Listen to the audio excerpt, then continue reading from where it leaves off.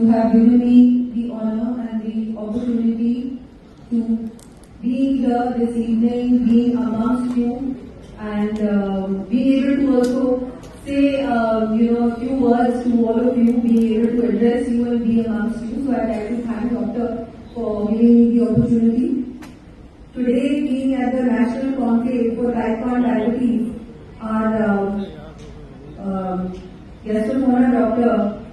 Nitin Shah ji, Dr. K.K. Parekh ji, Dr. Sudhir Bhandari ji, Mr. Anand Vardhan ji, Dr. Banshi Sahu ji, Dr. Parthakar ji, Dr. Archana Sarda ji, Dr. Arvind Gupta ji, Dr. Prakash Keswani ji, Dr. Meenal Modi ji, all the doctors present here, the faculty, and I think the very, I would say the reason why we are all here are beautiful children and everyone who has type 1 diabetes.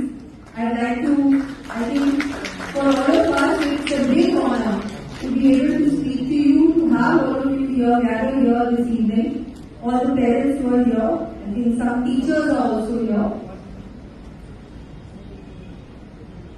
Before me, all our experts from the field have spoken to you, and I'm sure many of you already know much more than I know. My mother has type 2 diabetes, so first Dr. Bhandari has been treating her, and I've seen how that is. It's a big challenge. But I guess type 1 diabetes is a bigger challenge. But it's so wonderful to see all of you, how wonderfully you are coping with this, especially the parents.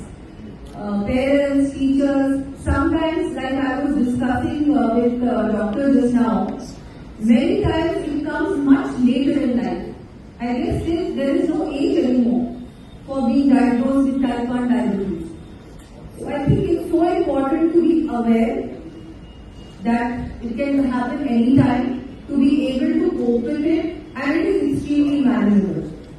Of course, there are changes which happen to your lifestyle, your whole, I guess everything around revolves around how, when to take the injection, what to eat, what not to eat, what to do. But yes, this is a part of life.